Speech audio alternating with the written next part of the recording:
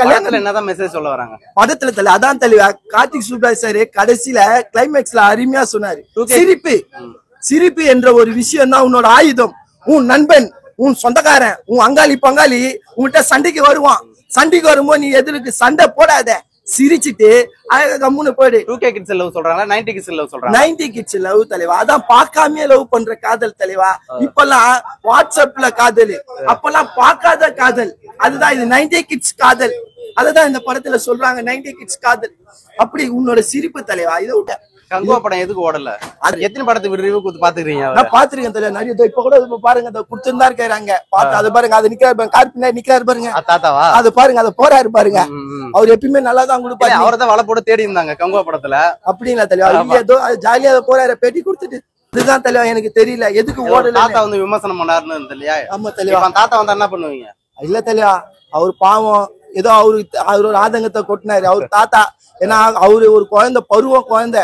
ஏன்னா தாத்தான்றது பருவம் ஒரு குழந்தை. அதை வந்து நம்ம வந்து அவங்கள வந்து நம்ம எதுவும் சொல்ல. ஏன்னா நம்மளும் ஒரு குழந்தைய என்கரேஜ் பண்ணணும். அவர் எதுனா சொன்னாரா என்கரேஜ் பண்ணிட்டு போயிடுங்க. அதை நம்ம விமர்சனம் பண்ணக்கூடாது அந்த தாத்தாவை. யார் யார் நடிச்சிருக்காங்க தலைவா? பேருல எனக்கு சொல்ல தெரியல. ஏன்னா எல்லாம் கேட்ட இந்த கேள்வி நல்ல கேள்வி. எல்லாரோட நடிப்பு எப்படி இருக்கேட்டா நல்ல கேள்வி. ஏன்னா பேர் எனக்கு தெரியாது. ஏன்னா இவரு வந்தாரு காமெடி ஜெயம், அவர் பேர் என்ன தெரியும்? ஒரு காமெடி ஆக்டர், ஒரு மலையாள காமெடி ஆக்டர் ஜெயராம். நடுவுல வந்து நான் கொஞ்சம் சிரிப்பேத்தினாரு. எல்லாரையும் சிரிக்க வைக்கிறேன்ட்டு நம்மள கொஞ்ச நேரம் அமைதியா உட்கார வச்சாரு. ஏன்னா சிரிக்க முடியல அவரோட நகைச்சுவைக்கு.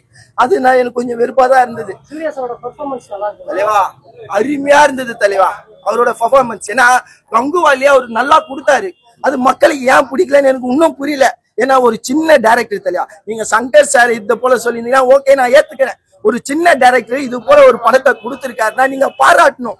ஆனா நீங்க அகேன்ஸ்ட் ஆகிறீங்க. அகேன்ஸ்டா அது போல இருக்காதீங்க. சின்ன இப்பெல்லாம் நான் சின்ன பையன், என்ன நீங்க தான் தூக்கி விடணும். ஆனா நீங்க என்ன பண்றீங்க? தூக்கி விட மாட்டீங்க. என்ன ஆப் பண்ணலான்னு எப்படி நீங்க பாக்குறீங்க?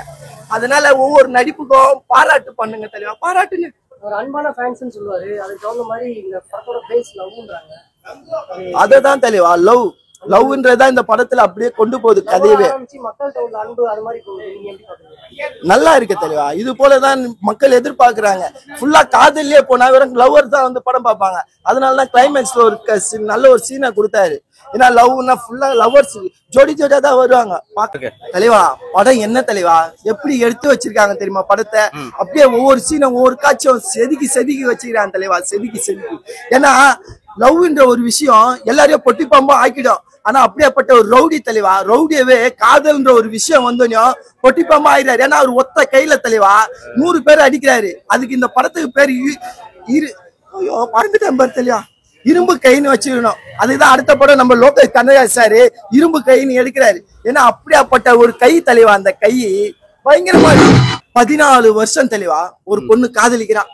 பாக்கல பேசல பழகல 14 வருஷம் தலைவா ஒரு பொண்ணு லவ் பண்றா. ஆனா இப்பத்திக்கிற ஒரு பொண்ணு லவ் பண்ணுவாங்களா சொல்லுங்க? நம்ம ரீசார்ஜ் பண்ணலன்னா பிரேக்கப், ட்ரெஸ் எடுத்து தரலன்னா பிரேக்கப், வெளியில கூட்டணும் போலன்னா பிரேக்கப். ஆனா இங்க 14 வருஷம் தெளிவா பாக்கல பழகல பேசல. லவ் அப்படி இருக்கு தெளிவா. அந்த பெண் அந்த லவ் கோசம் ஊரா போறாரு தெளிவா. ஜெயில இருந்து தப்பிச்சு ஊரா போய் அந்த லவ் கோசம் போற. ஏன்னா காதல்ன்றது அப்படி ஒரு புனிதமான ஒரு விஷயத்த இந்த படத்துல காட்டுறாங்க. ஆனா அதுவே கல்யாணம் ஆயிடுச்சுன்னா நீ பொட்டி பாம்பா அடங்கின்னு அது எனக்கு தெரியும் அந்த விஷயம். அது யாருக்கு தெரியாத சிரிப்பு. உன் அங்காளி பங்காளி உண்டா சண்டைக்கு வருவான். சண்டைக்கு வரும்போது நீ சண்டை போடாத. சண்டை போட்டுனா நீ தோத்துட்ட. ஏன்னா நீ சண்டை போட தெரிஞ்சன்னு இல்ல. ஏன்னா பாக்குறவன் என்னடா இவன் ரோட்ல அச்சுக்கின்னு பிறல்றானே இருப்பான். நீ சிரிச்சுட்டு போயிட்டேன்னு நினைச்சிக்க, அதுவே உனக்கு ஒரு ஆயுதம். அதுதான் இந்த படத்துல அருமையா அவன் கடைசியில கிளம்பி பீரங்கி துப்பாக்கிலாம் எடுத்துருவாங்க. இவன் சிரிச்சு அந்த பீரங்கி எல்லாம் டம்மி ஆகிடும். அதுதான் தெரியும். அருமையான தலைவன் கதையை சூப்பரா சொல்லியிருக்காரு. இந்த படத்துல பிடிக்காத சீன் எதனா இருக்கா? இல்ல தலைவா, இப்படிப்பட்ட ஒரு சீனே கிடையாது. ஒவ்வொரு சீனும் லவ் தலைவா, அப்படியே காதல் வெளிப்படுது இந்த படத்துல. வெளிப்படும்போது நம்மளுக்கு இப்படி போல ஒரு பெண்ணு நம்மளுக்கு இல்லையான்னு நம்மளுக்கு ஒரு ஏக்கம் வருது தலைவா. ஏக்கம் அப்படி இருக்கு. பாவம் ஜாலியா பேசிட்டு போயிட்டு சூரிய ஆபாசமா திட்டினார் இல்லையா? அது வந்து நம்ம வன்மையா கண்டிக்கணும் தலைவா. ஏன்னா நம்ம யாரையும் நம்ம திட்டக்கூடாது. இப்ப நீங்க கூட அந்த தாத்தாவை கேட்டீங்க, ஏன்னா திட்ட மாட்டேன். ஏன்னா அது அவரோட இது, அவங்க அண்ணன் தம்பி தான் அவரை திட்டணும். நான் யார் அவரை திட்டுறதுக்கு? அதே போல சூர்யா சார் அவங்க வீட்டுல கார்த்தி சார் திட்டணும், இல்ல அவங்க அப்பா சிவகுமார் திட்டணும். இவர் யாரு திட்டுறதுக்கு?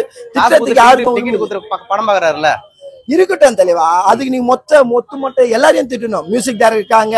ஏன்னா இப்ப இளையராஜா சார் இந்த படத்துக்கும் காப்பி ரைட்ஸ் போடுவாங்க. இல்ல தலைவா, இப்ப இந்த படத்துக்கும் காப்பி ரைட்ஸ் போடுவாங்க. ஏன்னா நடுவுல பழைய சாங்க போட்டுக்கிறாங்க. போன படத்துலயே காப்பி ரைட்ஸ் கேட்டு